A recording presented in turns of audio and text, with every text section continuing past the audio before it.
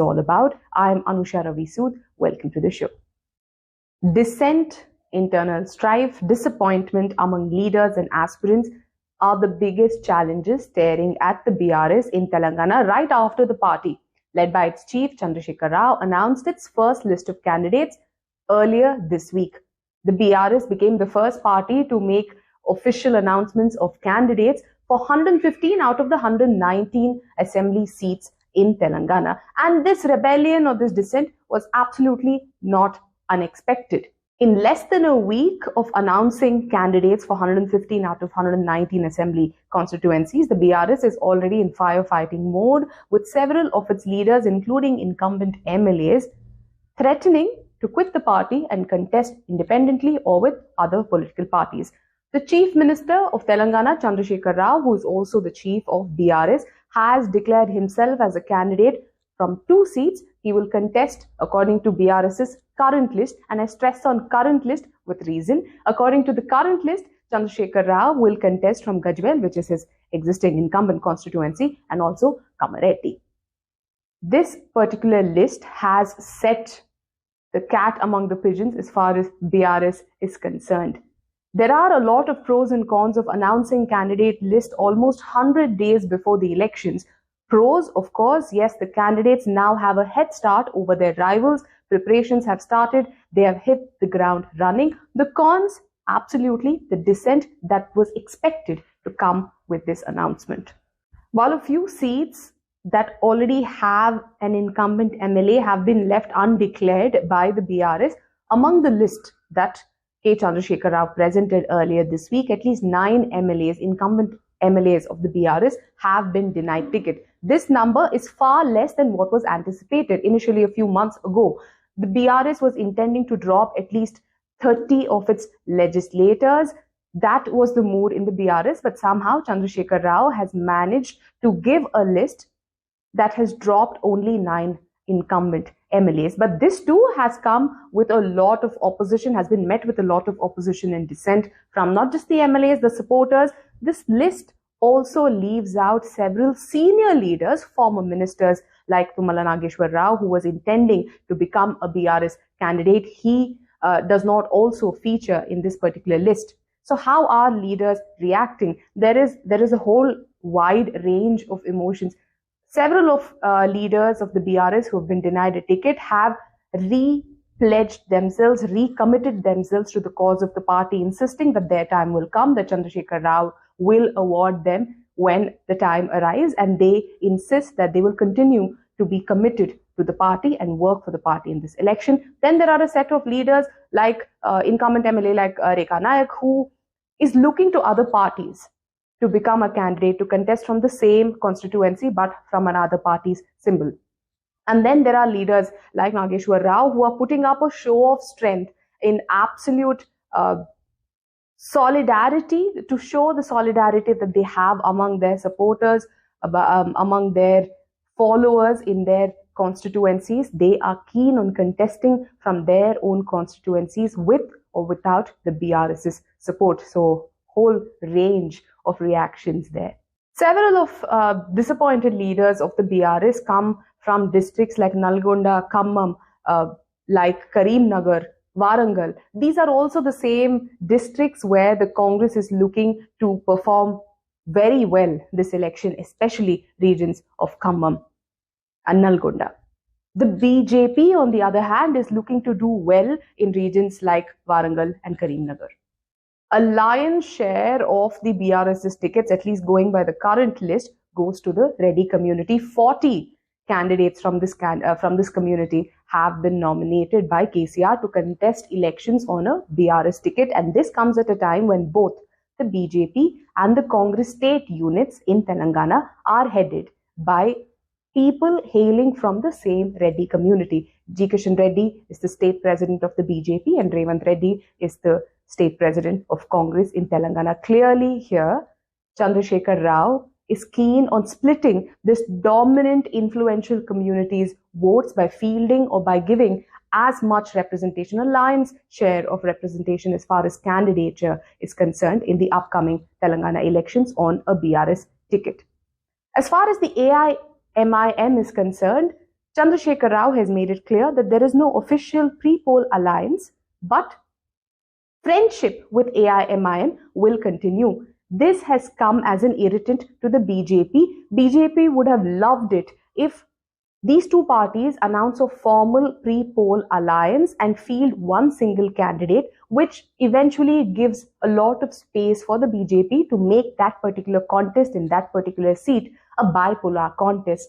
Splitting the vote right at the center, the BJP stands to gain a lot. But K. Chandrasekhar Rao knows this only too well, and that's precisely the reason why there is no formal pre-poll alliance with the AIMIM. But in several seats in and around Hyderabad, Secunderabad, etc., where AIMIM is influential and has the winning chance, BRS is also expected to field its own candidate in the hopes of AIMIM consolidating minority vote share for itself and splitting the majority vote share between BRS and BJP candidates. But BRS has left parties fuming with its decision to go ahead and announce candidates without consulting or without having any talks on seat sharing, especially because left parties like CPI and CPIM helped the BRS win the Munugodu seat, wrest away this particular seat where the BJP's candidate, who had moved from the Congress, was a strong contender. He was looking to retain the seat after moving from the Congress to the BJP, and the BRS was successful in defeating the BJP in Munugod thanks to CPI and CPIM left parties. But both these parties are now left red-faced with the BRS going ahead and announcing candidates, which means the BRS does not want to have a pre-poll alliance or any kind of understanding with left parties in Telangana. Now, these two parties are looking at Congress as a probable potential alliance partner in Telangana Assembly election, and it surely seems like a very normal course of action because both these parties are already part of the larger alliance at the national level, which also includes Congress, the India Front. The BRS's candidate list has come under severe scrutiny for including a lot of MLAs who have severe anti-incumbency.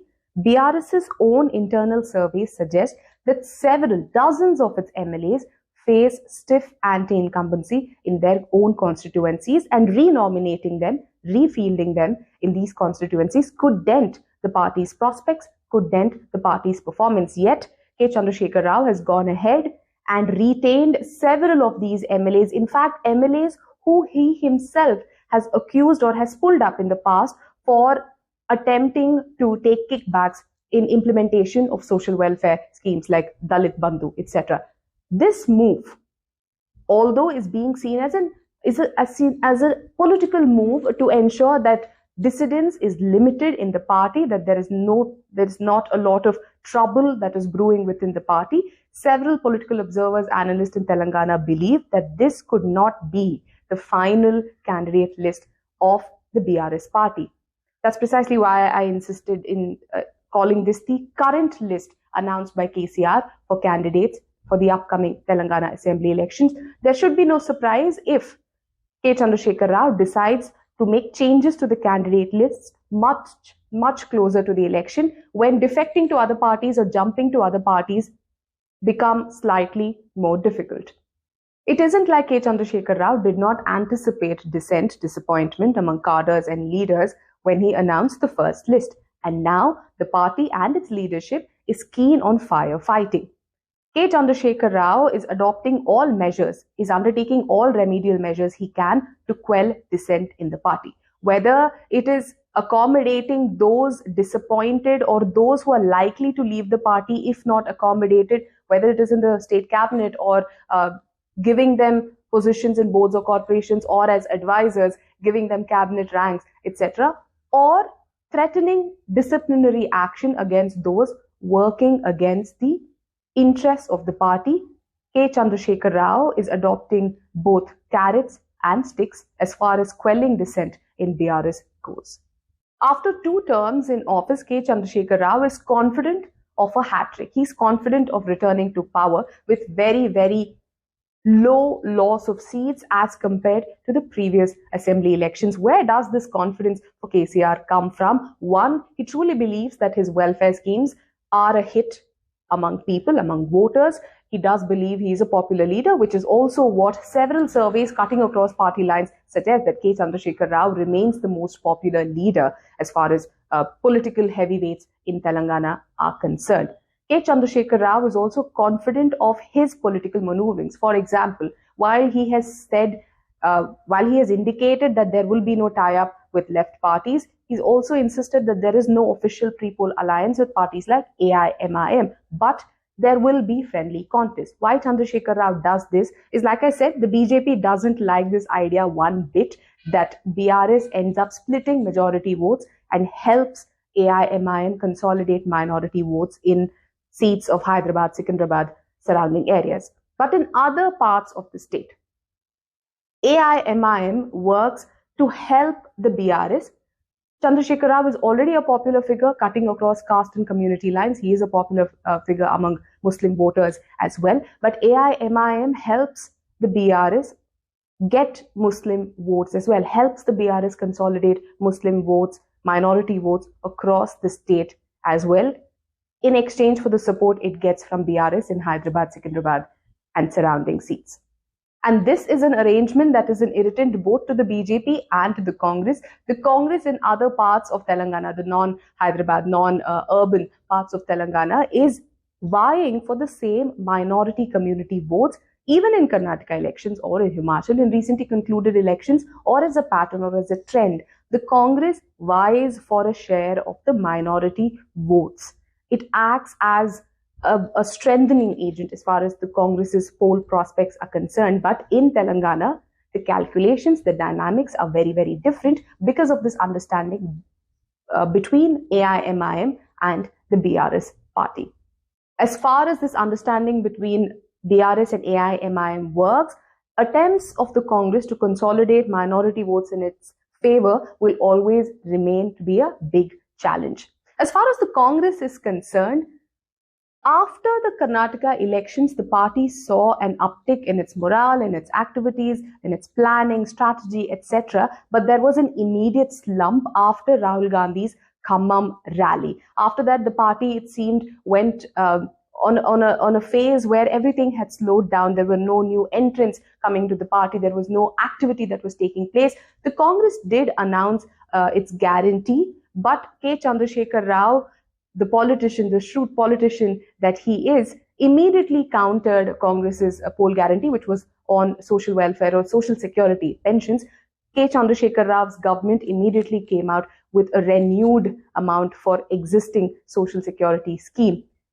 At every single stage, KCR has been successful in countering the narratives of both the BJP and the Congress, whether it is political attacks or poll promises.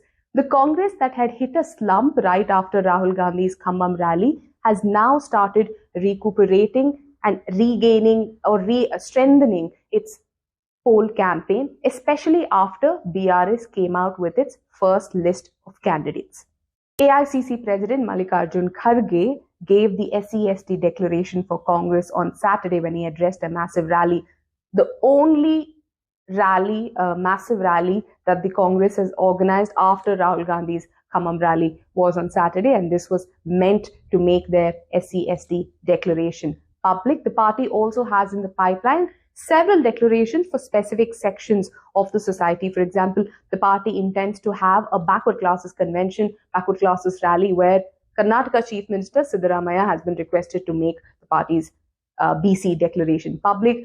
It also intends to have a women's rally where there will be a women declaration for women, probably headed by Priyanka Gandhi, senior leader of AICC. The party also intends to have a bus tour and hope to have Rahul Gandhi as part of this bus tour. Both BRS and the Congress party are expected to release their manifesto much later, either in October or early November. With several leaders of other parties joining the Congress now, the party, it seems, has finally once again started gaining momentum as far as its campaign is concerned. But it is even now far, far second as compared to the kind of initiatives that the BRS party has taken so far at the ground level.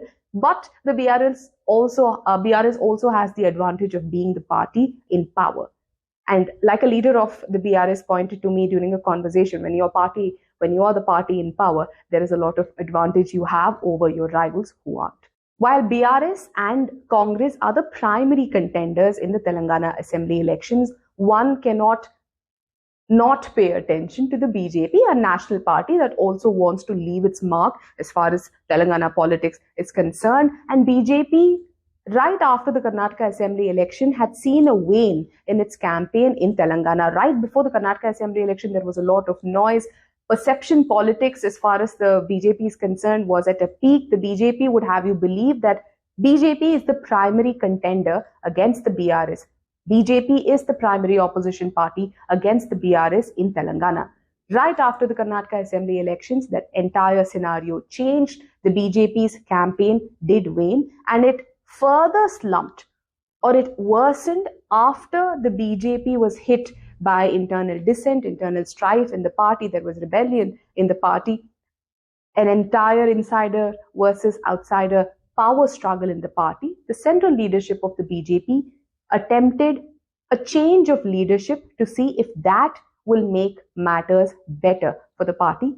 The state president, Bandi Sanjay, was replaced with Kishan Reddy, a union minister, but that too hasn't really helped the BJP on ground in Telangana as far as enthusing cadres or enhancing their campaign strategies, planning more events, outreach program as far as cadre and voters are concerned. None of this has changed, or perhaps has only taken further beating after a change of leadership in Telangana.